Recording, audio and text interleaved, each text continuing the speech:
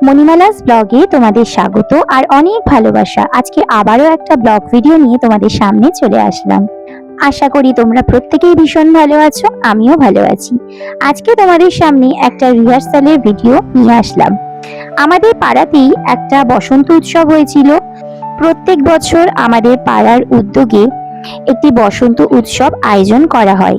এবছর তার ব্যতিক্রম হয়নি, তবে এবছর আমার ছেলেকে ডাকা হয়েছিল আর সেই উপলক্ষে কিন্তু এই রিহার্সালে যাওয়া।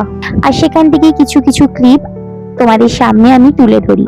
একটা নাটকের আয়োজন করা হয়েছিল, খুব বিখ্যাত নাটক ভাড়াটে চাই, সেই নাটকেরই কিন্তু রিহার্সাল চলছে।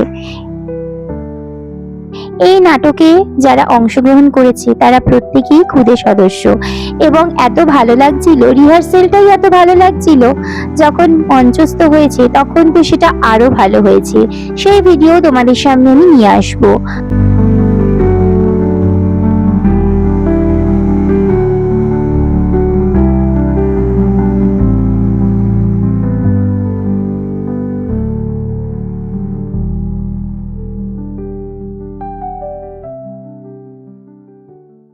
দিন দশেক মতো রিহার্সেল হয়েছে এবং তারপরে কিন্তু যখন অনুষ্ঠানের দিন এরকম একটা ফাইনাল স্টেজ পারফর্ম করার আগে স্টেজ রিহার্সালটাও কিন্তু সেরে ফেলা হলো।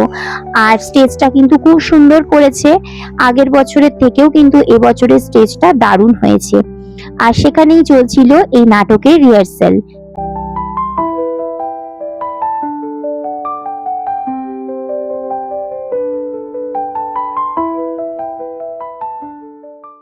আমি তো একটু ভয় ভয়ই ছিলাম, কারণ আমার ছেলে যা চঞ্চল, সে স্টেজে উঠে কতটা ডায়লগ বলতে পারবে সেটা নিয়ে বেশ চিন্তিত ছিলাম। একে তো প্রথম, আর তার মধ্যে খুব চঞ্চল, খুব কথা বলে, সেই জন্য সেটা নিয়ে একটুখানি আমি চিন্তাই করছিলাম।